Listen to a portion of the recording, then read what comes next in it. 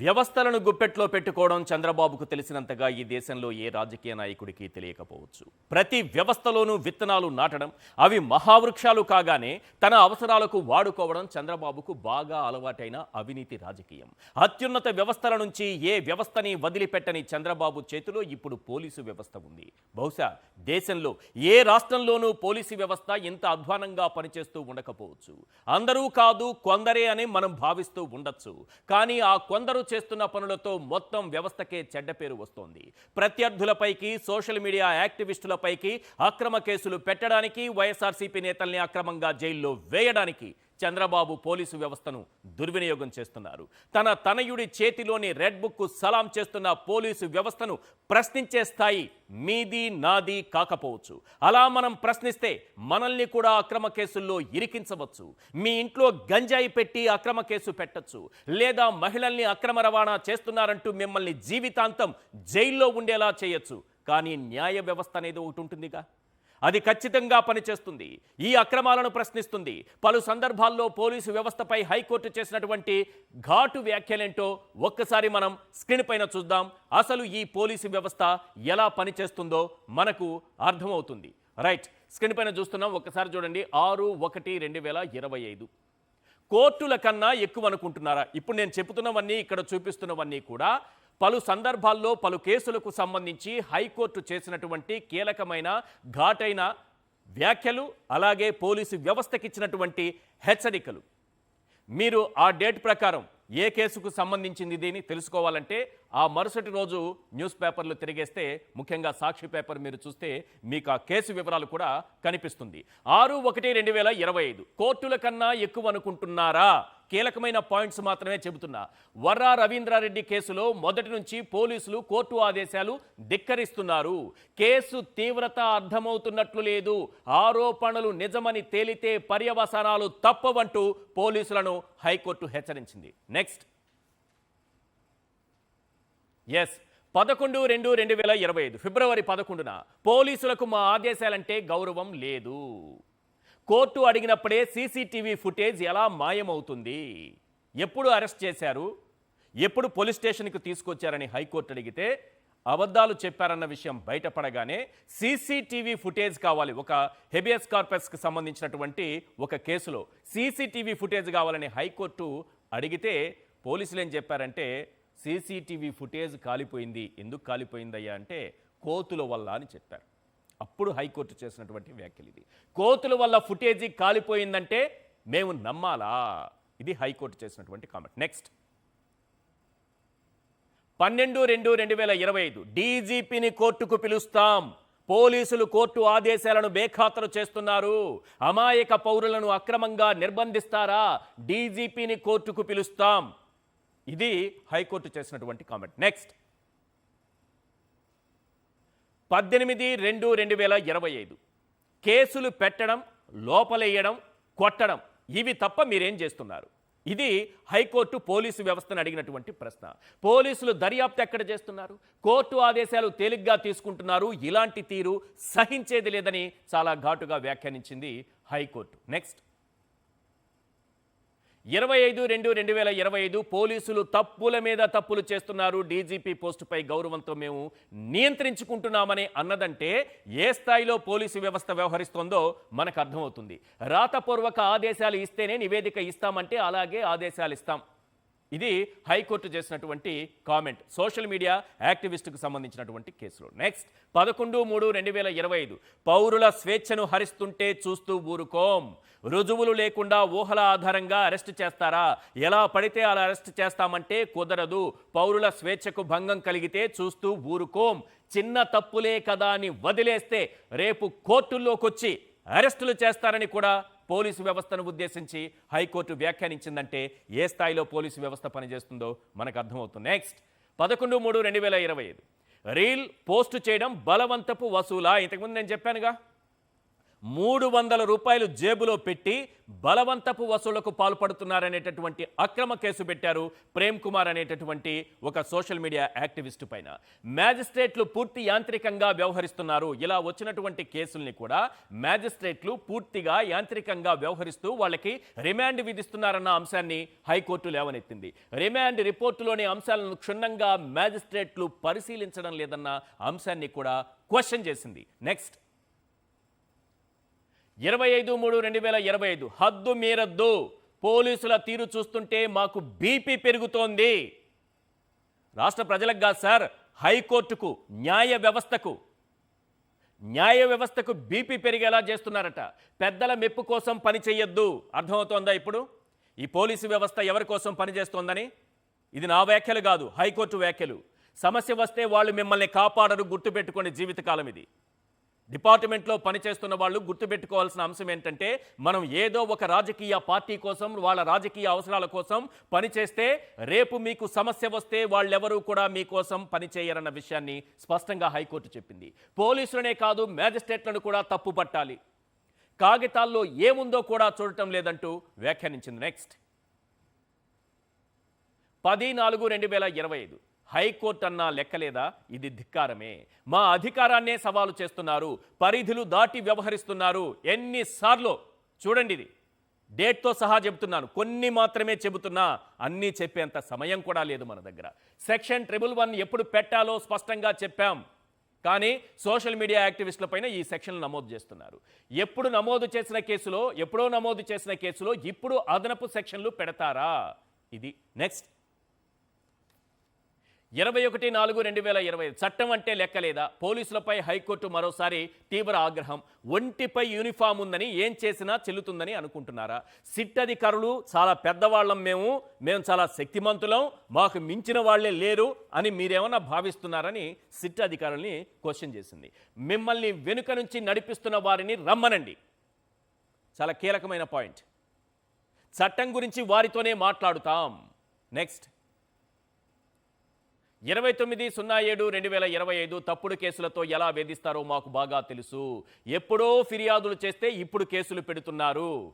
పోలీసులకు కౌన్సిలింగ్ ఇవ్వాల్సిన అవసరం ఉంది. పిడుగురాల SHO పై మండిపాటు అన్నది వార్త. నెక్స్ట్ 6/8/2025 అక్రమ నిర్బంధాలను సహించం. నిబంధనలకు విరుద్ధంగా అరెస్ట్ అయిన వ్యక్తి క్షణం కూడా జైల్లో ఉండకూడదు. తురకా కిషోర్ విడుదలకు ఆదేశాలు ఇస్తున్నాం. ఈ రోజుల్లో హత్యాయత్నం కేసులు పెట్టడం అనేది చాలా సులభమైపోయిందని అంటున్నారు. హత్యాయత్నం పెట్టేస్తారు, గంజాయి పెట్టేస్తారు, మహిళల అక్రమ రవాణా పెట్టేస్తారు. పోనీ అది ఎప్పటి కేసు అంటే 6 ఏళ్ల క్రితం ఘటన జరిగిందంట. 6 ఏళ్ల తర్వాత ఘటన జరిగితే ఆయన బెయిలుపై విడుదల కాగానే జైలు బయట వేచి ఉన్న పోలీసులు 6 ఏళ్ల క్రితం నాటి కేసులో మళ్ళీ తీసుకెళ్లి ఆయన అరెస్ట్ చేసి లోపల వేశారు.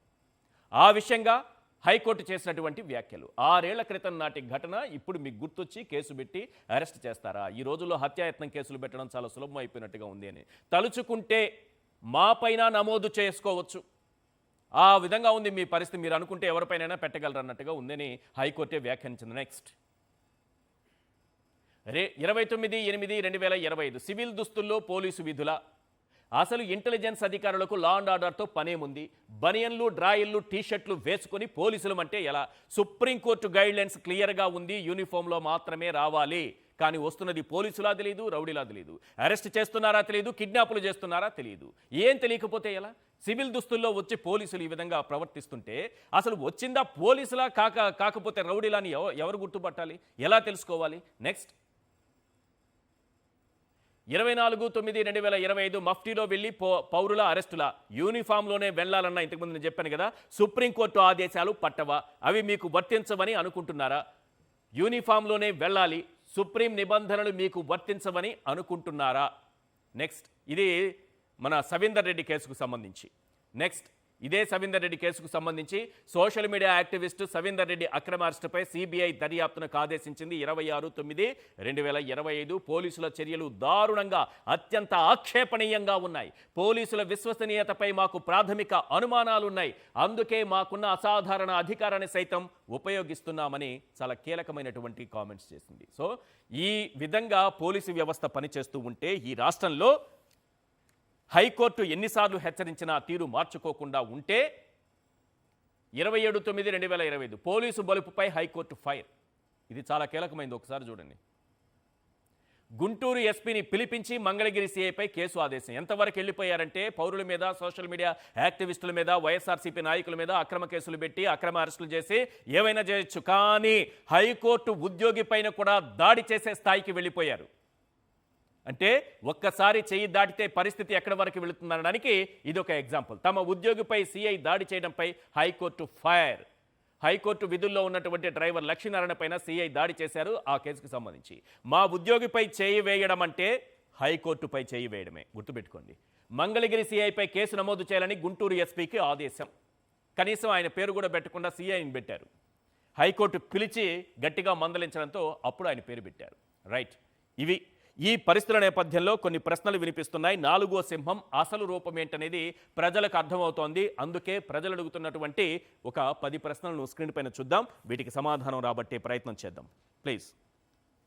Question number 1. సోషల్ మీడియాలో గతంలో పోస్టులు పెట్టారని సవీంద్రారెడ్డి కారులో గంజాయి పెట్టి అరెస్టు చేశారంటే ఈ పోలీసు వ్యవస్థను ఏమనాలి? Question number 2. యూరియాపై బాబు వ్యాఖ్యలు పోస్టు చేస్తే మహిళల్ని అక్రమ రవాణా చేస్తున్నారట్టు అరెస్టు చేశారంటే ఈ పోలీసు వ్యవస్థను ఏమనాలి? Question number 3. పీపీపీ మోడల్లో రోడ్లు వేస్తామన్న బాబుపై స్కిట్ చేసినందుకు బలవంతపు వసూళ్లంటూ అక్రమ కేసు పెట్టారంటే ఈ పోలీసు వ్యవస్థను ఏమనాలి? Question number 4. సూపర్ 6 ఎక్కడా అని ప్రశ్నిస్తే అక్రమంగా నిర్బంధించి 2 రోజుల తర్వాత అరెస్టు చూపించారంటే ఈ పోలీసు వ్యవస్థను ఏమనాలి? Next question number 5. ప్రభుత్వ వైఫల్యాలను ప్రశ్నించిన దాదాపు 1200 మంది, ఇది నా లెక్క కాదు, హోంమంత్రి గారు అసెంబ్లీ సాక్షిగా చెప్పినటువంటి లెక్క.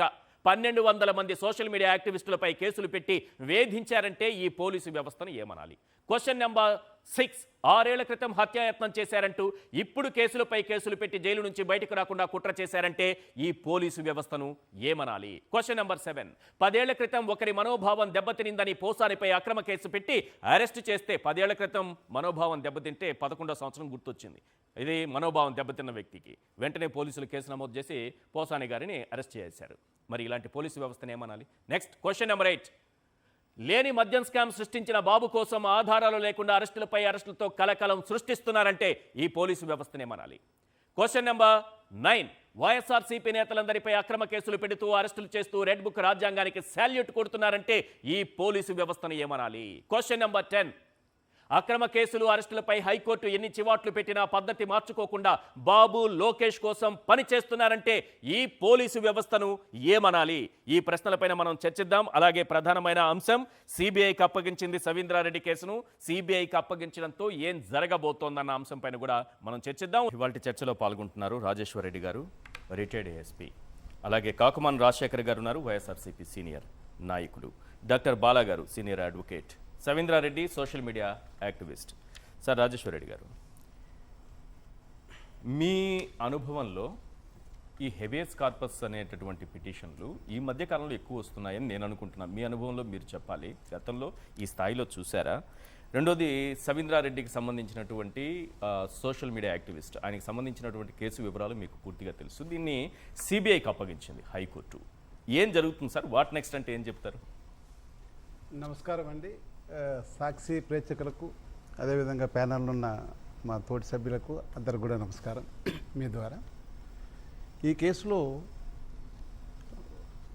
ఇంతవరకు ఎప్పుడు జరగని విధంగా హైకోర్టు చాలా ప్రొయాక్టివ్గా రియాక్ట్ అవ్వడమే కాకుండా ఈ స్టేట్ పోలీసుని నమ్మక, అంటే ఏ డీజీ లెవెల్లో చీఫ్ సెక్రటరీ వాళ్ళకి ఇచ్చేవాళ్ళు ఇటువంటివి ఏదన్నా వస్తే ఎంక్వైరీ చేసి మాకు రిపోర్ట్ ఇవ్వండి 15 days అని పై స్థాయి అధికారులకి అడిగేవాళ్ళు. అయితే ఎవరిని నమ్మలే. అప్ టు డీజీ ర్యాంక్ వరకు ఎవరిని నమ్మలేదు కోర్టు. ఏపీ హైకోర్టు ఏపీ గవర్నమెంట్లో ఉన్న పోలీసుల్ని సిబిఐకి ఇచ్చింది. నేను అంతా చదివాను, ఇప్పుడే చదివాను అది జడ్జిమెంట్ అంతా తీసుకొని. ఎక్కడ ఏం జరిగింది కోర్టులో కూడా నరేషన్ మొత్తం టోటల్గా ఉంది జడ్జిమెంట్. టోటల్గా టవర్ లొకేషన్ కానీ, సీసీటీవీ ఫుటేజ్ కానీ, పత్తిపాటి పోలీసులు ఇచ్చిన రిమాండ్ రిపోర్టు, మొత్తం రికార్డ్ అంతా ఒరిజినల్ ఉంటుంది. అది పంచనామాలు అన్నీ కూడా ఒక సీల్డ్ కవర్లో పెట్టేసి సిబిఐ వాళ్ళకి ఇచ్చారు ఇన్వెస్టిగేషన్. ఇప్పుడు వాళ్ళు చేసిన తప్పుల్ని సరిదిద్దుకునే పరిస్థితి కూడా లేదు. ఎవరు? మా లోయర్ పోలీస్ వింగ్. ఎస్ఐస్ కానీ ఇన్స్పెక్టర్స్ కానీ ఎవరు కానీ.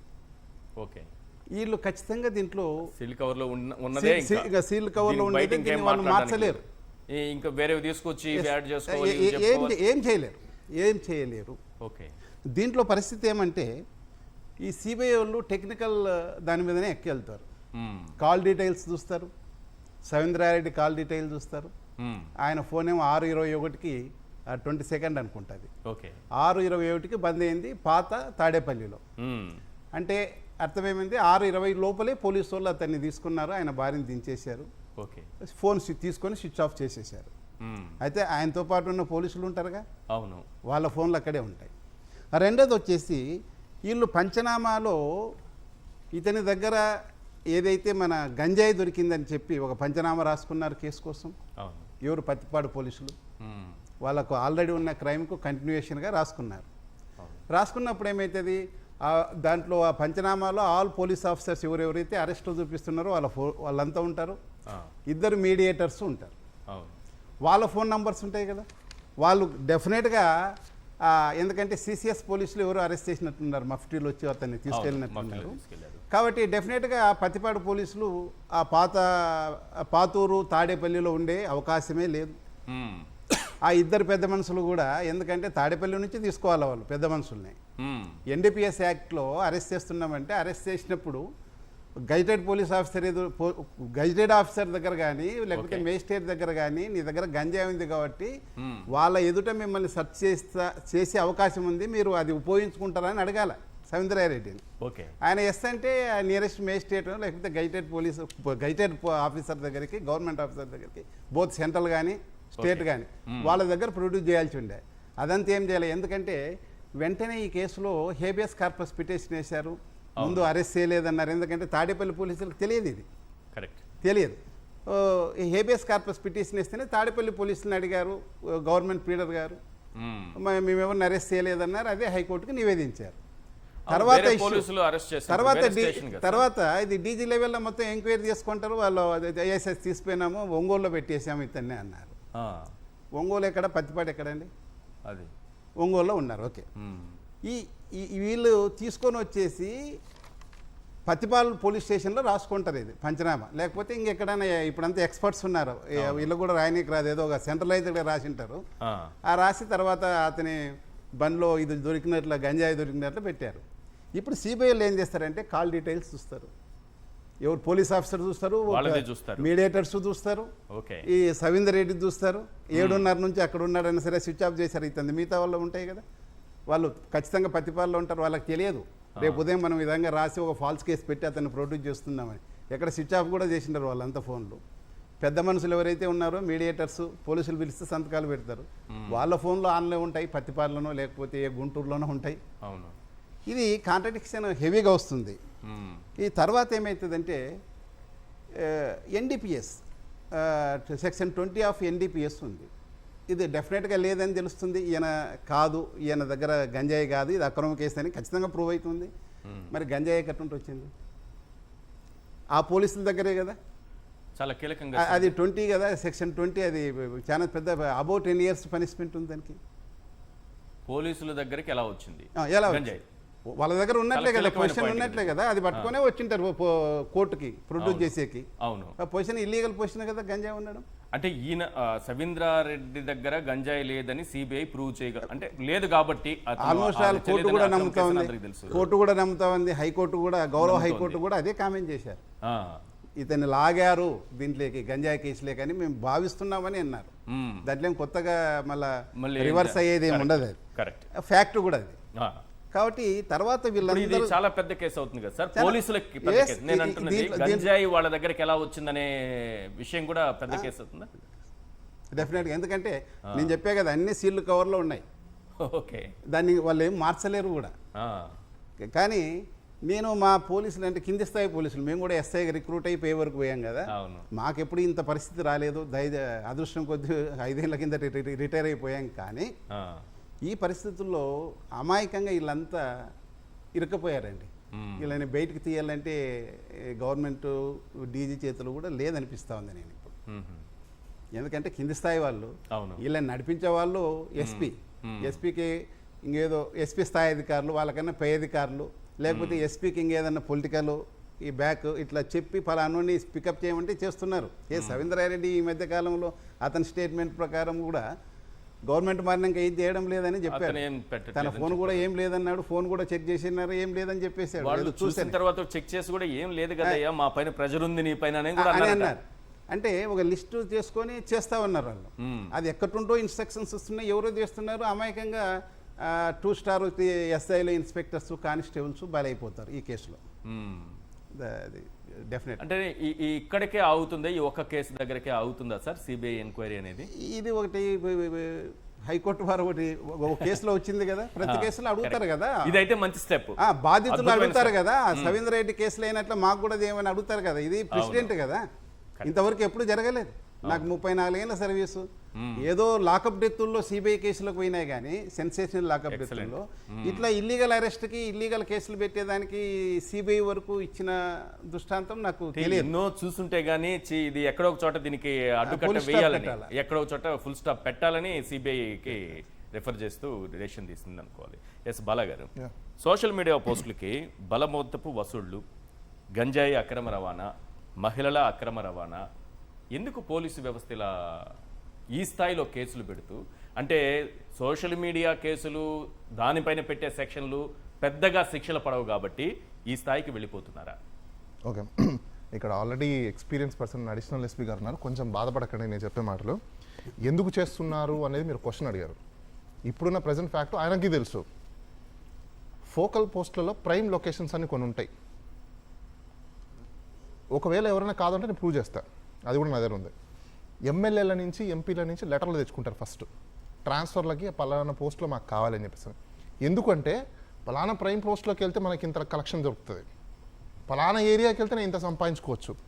ఈరోజు సర్వీస్ చేయడానికి ఎవరు లేరు. నేను అక్కడికి లేరు అనేది కాదు, అంటే నేను ఎందుకు ప్రైమ్ పోస్టులలో ఎందుకు వీళ్ళు సెలెక్టివ్గా తీసుకొని చేస్తారు అంటే రీజన్ రెండు. ఒకటి పొలిటికల్ బెనిఫిట్స్ని తీసుకోవడం కోసము, ఫైనాన్షియల్ బెనిఫిట్స్ని పొందడం కోసం. ఈ రెండే ఉంటాయి. ఏం సార్, రైట్ ఆర్ రాంగ్? ఆయన ఎందుకంటే ఆయన 2 స్టార్ నుంచి అడిషనల్ ఎస్పీ స్థాయికి వచ్చారు కాబట్టి ఇప్పుడు కూడా అదే కొనసాగుతుంది, వాతావరణం అదే ఉంది. అయితే వీళ్ళు ఇలాంటి కేసులు ఎందుకు పెడతారు ఏంటి అంటే, ఈవెన్ మేము కూడా చాలా సందర్భాలలో వాళ్ళతో మాట్లాడిన సందర్భాలు ఉంటే వాళ్ళు ఏమంటారంటే, మేము పెడతాం సార్, ఏముంది మీరు పోయి కోర్టులో చూసుకోండి, మీకు ప్రాబ్లం వస్తుంది కదండి, వస్తే వచ్చింది సార్ అప్పుడు చూసుకుంటాము, ఇప్పుడు మా ప్రజలు మేము చూసుకోవాలి కదా. అంటే వీళ్ళకి ఏంటంటే ప్రైమ్ లొకేషన్స్లో నుంచి ఎప్పుడైతే ఫోకల్ పోస్ట్ నుంచి నాన్ ఫోకల్లో కేసేస్తారో సైకలాజికల్గా వాళ్ళు ఇంబ్యాలెన్స్ అయిపోతున్నారు. అవును, అయ్యో ఏంటి నన్ను ప్రైమ్ పోస్ట్లో నుంచి తీసుకెళ్ళి ఫోకల్ పోస్ట్లో నుంచి తీసుకెళ్ళి నన్ను ఎక్కడో పడేశారే అంటే వాళ్ళు ఈవెన్ పోలీస్ డిపార్ట్మెంట్కి కూడా సైకలాజికల్ ట్రైనింగ్ కావాలి ఇప్పుడు చాలా వరకు. పోలీస్ డిపార్ట్మెంట్లో 3 స్టార్ అంటే ఎక్కడ పని చేసినా మీకు అదే కేటగిరీ ఉంటుంది, అదే రెస్పెక్ట్ ఉంటుంది, అదే శాలరీ ఉంటుంది, పెద్ద డిఫరెన్స్ ఏముండదు అనేది వీళ్ళు ట్రైనింగ్ ఇవ్వాలి. రెండో విషయం ఏంటంటే ఆంధ్రప్రదేశ్ మెయిన్గా పోలీస్ డిపార్ట్మెంట్లో there is no training at all అండి. నాకు తెలిసినంత మీరు ఎవరైనా ఆర్టీఏ పెట్టండి, కొత్త చట్టాలు వచ్చి ఇప్పుడు దాకా 1.5 సంవత్సరం పైన అయిపోయింది కదా. బిఎన్ఎస్ గురించి కానీ, బిఎన్ఎన్ఎస్ఎస్ గురించి కానీ, లేకపోతే ఇప్పుడు కొత్తగా భారత సంహిత గురించి కానీ, లేకపోతే రూల్ బుక్స్ కానీ, పోలీస్ యాక్ట్ల గురించి ఎవరికి ట్రైనింగ్స్ లేవు.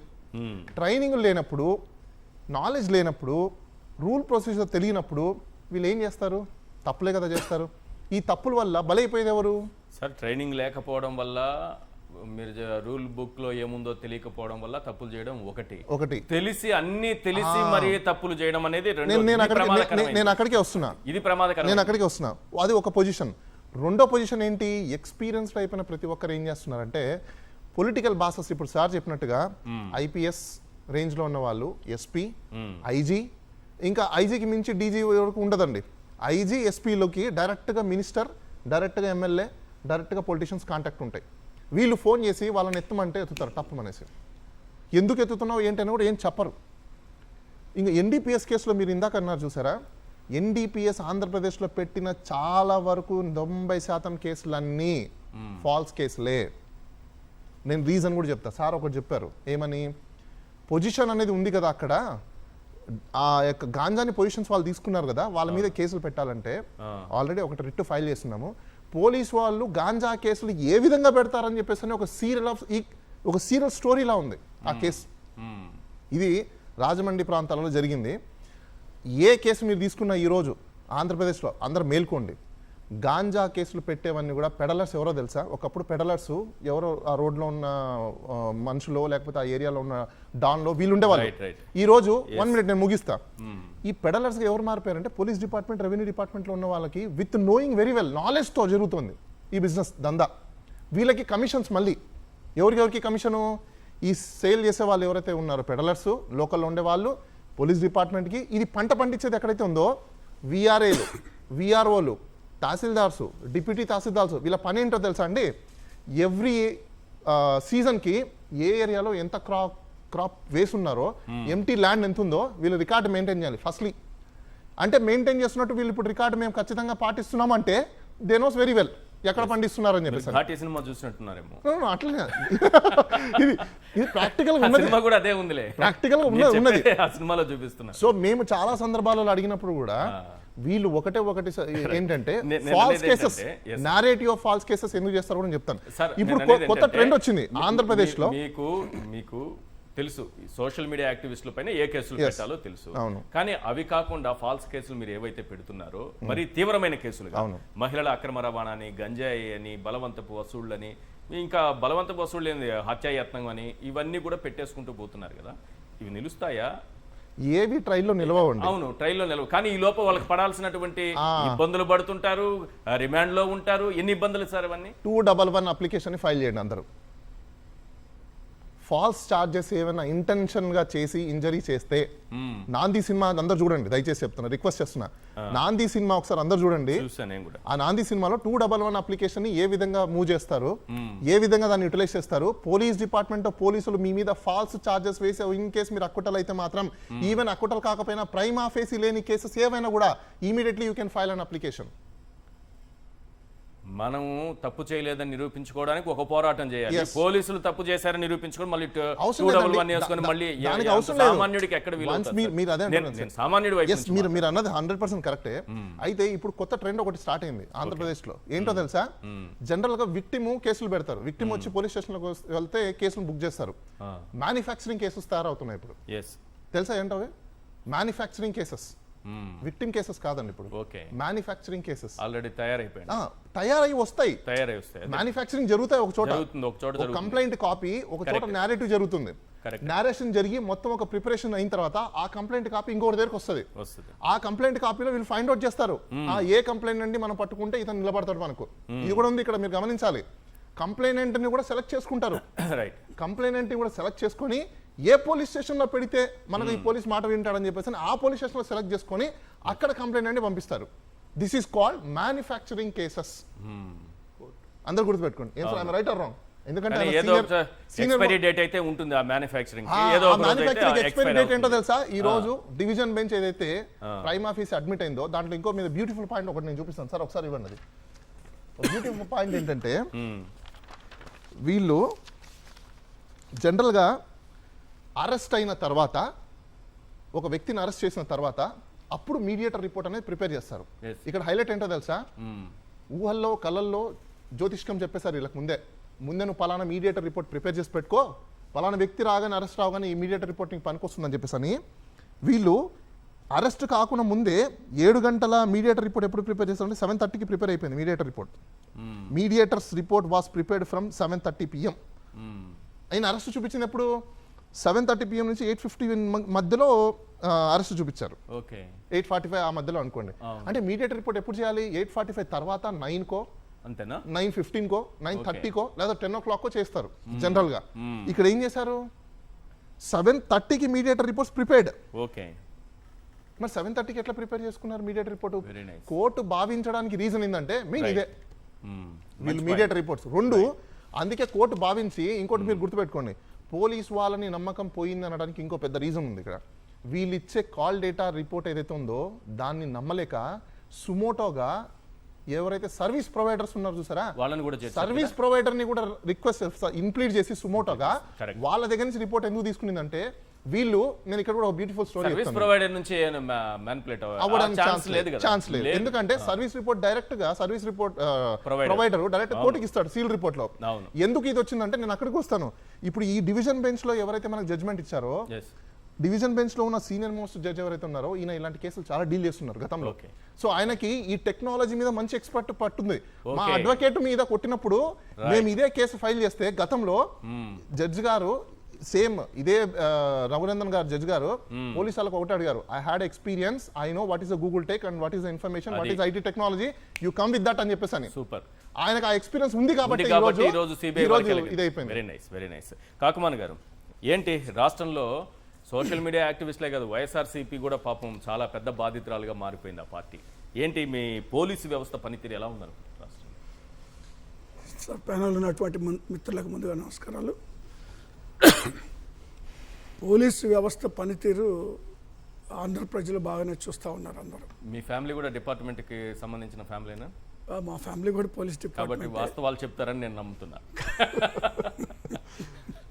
ఖచ్చితంగా చెప్తాను. నిక్కచ్చైన పోలీసు ఫ్యామిలీ నుంచి వచ్చారనే నిక్కచ్చమైనటువంటి సమాధానమే చెప్తారని అనుకుంటున్నా. ఖచ్చితంగా, ఎందుకంటే నేను కూడా బాధితుడిని కదా అనేక సందర్భాల్లో. ఓకే. ఇదే చంద్రబాబు నాయుడు గారు అధికారంలో ఉన్నప్పుడు విద్యుత్ ఉద్యమం జరిగినప్పుడు మరి ఆ సందర్భంగా మరి ఒంగోలులో ఒక ఇన్సిడెంట్లో మరి పోలీసులు ఒక కార్పొరేటర్స్ లోకల్గా ఉన్నటువంటి మున్సిపల్ కౌన్సిలర్స్ ఇద్దరి మీద దాడి చేస్తూ ఉంటే మరి నేను వెళ్ళి అడ్డుకున్నందుకు నా మీద కేసులు పెట్టడం జరిగింది. ఏమైంది, కేసులు పోలీసులు పెట్టి కేసులు నిలవండి, కేసులు ఇవన్నీ ఏదో నిలబడి శిక్షలు పడతాయి అనేటువంటిది జరిగే పని కాదు.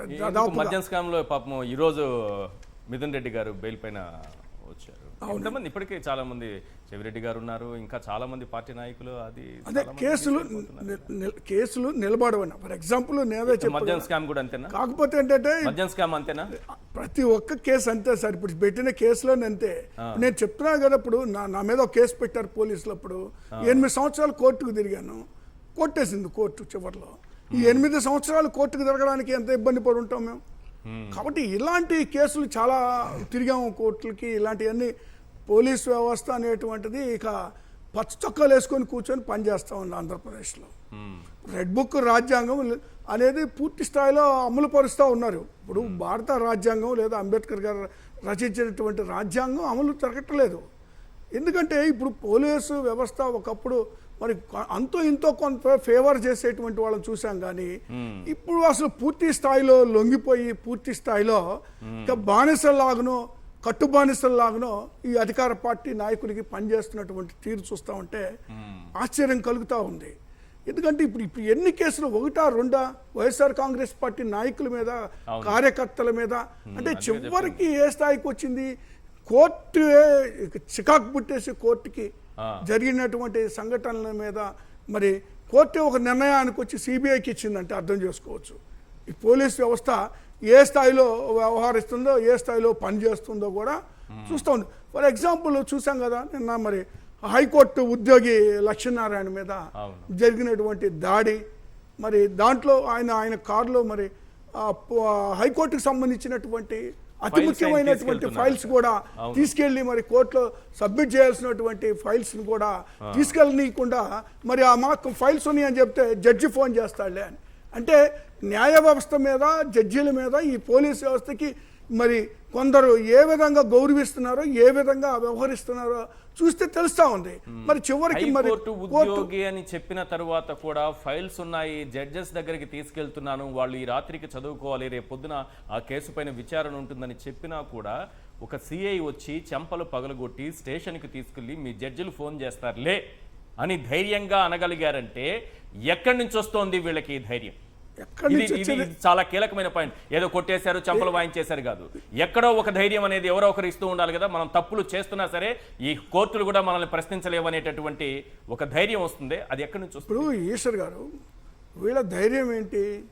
చంద్రబాబు నాయుడు గారు, లోకేష్ గారు రెడ్ బుక్, ఆ రెడ్ బుక్ అనేటువంటి దాన్ని ప్రతి పోలీస్ స్టేషన్లో రెడ్ బుక్ అనేటువంటి దాన్ని వీళ్ళు పెట్టారు. ఆ రెడ్ బుక్ వాళ్ళు దాన్ని అమలు పరుస్తూ ఉన్నారు వీళ్ళు.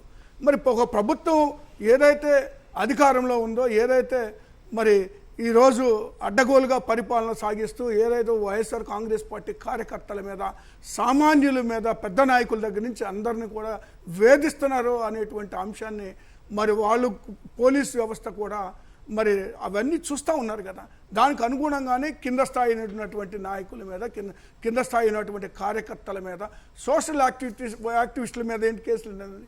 వ్యవస్థీకృత నేరం అంటే మరి అనేటువంటి ఆ కేసు అనేటువంటి సోషల్ యాక్టివిస్ట్ మీద ఎలా పెడతారని కోర్టు కూడా ఇది ఎలా అవుతుందా నేరం అనేటువంటి కూడా అడుగుతా ఉంది. మీరు ఒకసారి కానీ చూస్తే చూడండి, వీళ్ళు ఇప్పుడు 2025 నుంచి మరి 6/1/2025లో కోర్టుల కన్నా ఎక్కువ అనుకుంటున్నారు అని ఒక కామెంట్ చేయడం జరిగింది.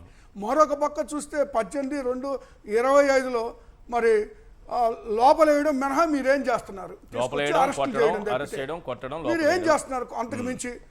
పోలీసులు తప్పుల మీద తప్పులు చేస్తున్నారని కోర్టు మరి జగన్మోహన్ రెడ్డి గారు ఒక మాట అన్నారు, ఈ తప్పులు చేసిన వాళ్ళు ఆ కొందరు, అందరూ కాదు, ఆ కొందరు తప్పులు చేసిన వాళ్ళు మాత్రమే, అక్రమంగా కేసులు పెట్టిన వాళ్ళు రేపు సప్త సముద్రాల అవతల ఉన్నా, రిటైర్డ్ అయ్యి ఇంట్లో కూర్చొని ఉన్నా తీసుకొచ్చి లాక్కొచ్చి చట్టం ముందు నిలబెడతామని అన్నారు.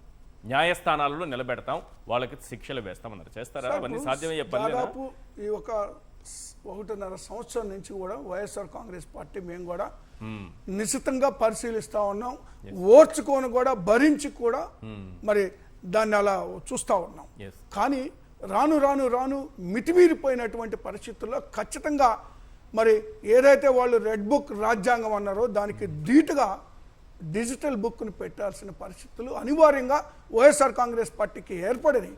కేవలం ఎవరైతే అక్రమాలు చేస్తారో, అన్యాయాలు చేస్తారో, ఎవరైతే వైఎస్ఆర్ కాంగ్రెస్ పార్టీ మీద తప్పుడు కేసులు పెడతారో, లేదంటే హింసిస్తారో, లేదైతే ఎవరైతే ప్రజా ధనాన్ని దోచుకుంటున్నారో, ఎవరైతే ఈరోజు మరి రాష్ట్రాన్ని మరి కుక్కలు చింపిన విస్తరలాగా చేసి వీళ్ళు దోచుకు తింటున్నారో వాళ్ళందరి పేర్లు కూడా ఖచ్చితంగా డిజిటల్ బుక్ లో వస్తాయి. వాళ్ళ మీద ఖచ్చితంగా 100% ఆల్రెడీ వచ్చేసినాయి. పేర్లు రాయడం కూడా జరుగుతూ ఉంది, వాటిలో ఎంటర్ అయిన పేర్లు కూడా ఉన్నాయి. ఖచ్చితంగా మళ్ళీ 29లో వైఎస్ఆర్ కాంగ్రెస్ పార్టీ అధికారులకు వస్తుంది, జగన్మోహన్ రెడ్డి గారు ముఖ్యమంత్రి 100% అవుతారు.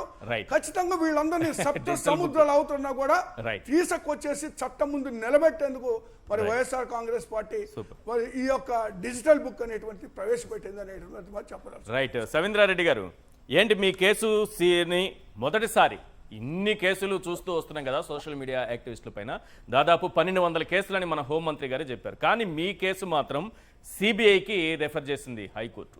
ఏమనిపిస్తోంది మీకు సిబిఐకి ఇవ్వడం పైన? నమస్కారం సార్. నమస్తే అండి. అలాగే ప్యానల్లో ఉన్న పెద్దలకి అందరికీ కూడా నమస్కారం సార్. నమస్తే. నిన్న హోంమంత్రి గారు దాదాపు అసెంబ్లీలో మాట్లాడుతూ 1200 మంది మీద మీ కేసులు పెట్టామని చెప్పేసి చాలా గర్వంగా మేడం గారు చెప్పడం జరిగింది. అందులో మీరు కూడా నా పర్సనల్ ఒపీనియన్ సార్, ఈ 1200 మంది కూడా ఖచ్చితంగా నాలాంటి అమాయకులు ఇస్తారు. వాళ్ళందరూ కూడాను వాళ్ళెవరికి అందరూ కూడా బిలో మధ్యతరగతి కుటుంబస్తులు అయింది సార్. వాళ్ళందరూ కూడా ఒక 20,000 30,000 రూపాయలు సగటు జీతాలతోనో ఆ డబ్బులతోనో బతుకుతున్న వ్యక్తులు ఉంటారు వాళ్ళందరూ కూడాను. వీళ్ళందరూ ఉసురు కూడా ఖచ్చితంగా ఈ పోలీస్ డిపార్ట్మెంట్ ఖచ్చితంగా తగ్గుతుంది సార్. 2 రోజుల పాటు నేను పడ్డ ఆ మానసిక వేదన, ఆ బాధ ఏందనేది ఆ అనిపించిన వ్యక్తులకే తెలుస్తుంది. ఎలాంటి తప్పు చేయకపోయినా కానీ మాలాంటి వ్యక్తుల మీద, మాలాంటి సామాన్యుల మీద ఈ పోలీసులు ఎలాంటి జాలి, దయ అనేవి ఏమీ లేకోకుండా వాళ్ళు ఉన్నటువంటి పైన ఉన్నటువంటి పెద్దలు ఏది చెప్తున్నారో దాన్ని ఫాలో అయిపోతూ వాళ్ళు అనుకుంటే గంజాయి కేసులు తీసుకొచ్చి గంజాయి మా కారుల్లో మా కళ్ళ ముందర పెట్టగలుగుతున్నారు. వాళ్ళు అనుకుంటే 300-400 జేబుల్లో పెట్టేసేసి అక్రమంగా వసూలు చేస్తారని చెప్పేసి కేసులు పెట్టగలుగుతున్నారు. వారు ఏదనుకుంటే అది ఉచ్చినీచాలు మర్చిపోయి సామాన్యుల్ని ఎన్ని రకాలుగా ఇబ్బందులు గురి చేయాలో అన్ని రకాలుగా గురి చేస్తున్నారు సార్. ఇది పోలీస్ డిపార్ట్మెంట్ కి అసలు ఇది మంచి పద్ధతే కాదు. ఈ విషయంలో సామాన్యుల్ని ఇంతలా బాధ పెట్టడం అనేది నాకు తెలిసి నాకు దాదాపు 47 సార్ నేను ఫస్ట్ టైం ఇంత దుర్మార్గమైనటువంటి ఈ వ్యవస్థను చూస్తా ఉన్నాను సార్. వాస్తవాలు సిబిఐ ఎంక్వైరీతో వాస్తవాలు వస్తాయి. చాలా కేసులకు సంబంధించి కూడా రేపు ఏదైనా జడ్జిమెంట్ వస్తే అది ఒక ల్యాండ్ మార్క్ జడ్జిమెంట్ అవుతుందని అనుకుంటున్నారా? 100% అనుకుంటున్నాం సార్. ఎందుకంటే హైకోర్టు న్యాయమూర్తి గారి మీద, హైకోర్టు మీద మాకు పూర్తి నమ్మకం ఉంది. ఆయన ఆ హైకోర్టు ఈ విషయంలో నా తప్పు ఏమీ లేదని వారు నమ్మారు కాబట్టి ఈ కేసుని సిబిఐకి అప్పచెప్పిందని చెప్పేసి నేను ఖచ్చితంగా నమ్ముతున్నాను.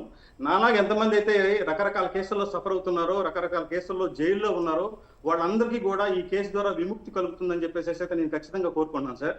చిన్న వ్యక్తులు సార్, ఏదో చిన్నగా పార్టీ ఒక ప్రభుత్వం చేస్తున్నటువంటి తప్పుల్ని ఒక ఒక వ్యంగ్యంగానో వెటకారంగానో లేదా మాకు తెలిసిన పద్ధతిలో మేము ఏదైనా ఒక చిన్న పోస్ట్ పెడితే దాన్ని కూడా జీర్ణించుకునేటువంటి పరిస్థితుల్లో ఈ రోజు ప్రభుత్వ పెద్దలు ఉండడం అనేది ఇది ప్రజాస్వామ్యానికి అంత శ్రేయస్కరం అయితే కాదు సార్. చిన్న చిన్న పోస్టులు కూడా ఇప్పుడు వాళ్ళు ఏదైనా వీయమైన ఖైమైన సమూజ్యులతో పెట్టుకోవాలి, కానీ మాలాంటి పిచ్చుకుల మీద బ్రహ్మాస్త్రాలు సంధించడం అనేది ఈ ప్రభుత్వ పెద్దలు కానీ వారి కింద ఉన్నటువంటి పోలీసు వ్యవస్థలకు కూడా ఇది కరెక్టమైన పద్ధతి కాదనేసి నా ఒపీనియన్ సార్. రైట్ సార్, ఇప్పుడు రిమాండ్ రిపోర్ట్లో అక్యూజ్డ్ కూడా సంతకం పెట్టాలి సార్? పెట్టాలి. మరి రిమాండ్ రిపోర్ట్ ఇచ్చామని ఓ సంతకం పెట్టించుకుంటారు. ఓకే, పంచనామా రాసినప్పుడు ఆ పంచనామా కాపీ ముట్టిందనే కానీ పంచనామాలో ఉండేటువంటి కరెక్ట్ అని కాదు. మరి పంచనామా ఆయన గంజాయి ఈయన దగ్గర పట్టుబడింది అనేటటువంటిది రిమాండ్ రిపోర్ట్లో ఉంటే, ఆయన సంతకం ఉంటే ఎట్లా సార్ అది? ఉంటుంది ఆ, ఉంటుంది కానీ నేను చెప్పాను కదా అసలు వస్తున్నా సవేంద్ర, ఒక్క నిమిషం నేను మాట్లాడతాను ఆ విషయం. ఉంటుంది. అయితే ఇది మొత్తం ఇల్లీగల్ అరెస్ట్ అని ప్రైమా ఫేసీగా మన హైకోర్టు, గౌరవ హైకోర్టు వారే చెప్తా 11 a perusal of the material papers before us makes out a strong prima facie case okay that the detainee has been dragged into NDPS case to cover up the illegal actions of the police authorities in detaining the detainee without either a warrant of arrest or by way of proper arrest as required under various judgments of the Honorable Supreme Court. ముఖ్యంగా decay bus case ఇది. దీంట్లో ఏమవుద్దంటే ఉంటుంది, సంతకం ఉంటుంది కానీ already prima facie వాళ్ళ దగ్గర ఉన్న మెటీరియల్ ఏదైతే సీల్డ్ కవర్లు ఉన్నాయో తెలిసిపోయింది, దాని అవే ప్రూవ్ చేస్తున్నాయి లేవని. నేను చెప్పాను కదా పత్తిపాడు జరిగిందని.